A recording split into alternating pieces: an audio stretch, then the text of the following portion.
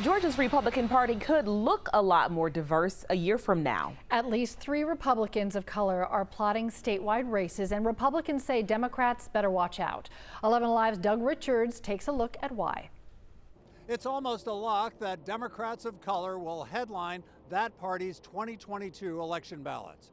But could Republicans of color undermine the Democrats' seeming lock on multicultural candidates? You may never have heard of Republican Calvin King, but Donald Trump knows him, and Dear fellow American, with a video released announcing his candidacy for U.S. Senate, so may a lot of other Republicans. If the Cobb businessman can win the Republican primary, King would take on Democrat Raphael Warnock. And Leo Smith says it's a race the Republicans could win if King could win the primary. So Calvin's going to have to get to a Republican primary that's going to push him pretty far right. That's going to be the greatest challenge for Calvin King, is just surviving a primary. 2022 could feature more candidates of color running in statewide races than ever before in Georgia.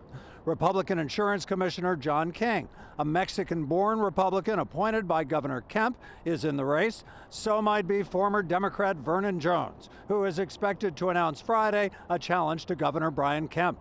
Though Jones lost a statewide race for U.S. Senate in 2008, this would be his first race as a Republican. Smith says he's not a fan of Jones, but he says the more Republicans of color, the better the party stands against Democrats. We cannot survive as a party, as a white people party. Yet Democrats say a few Republicans of color on the ballot can't overshadow the fact that the GOP is built on the support of white voters. How Democrats view this?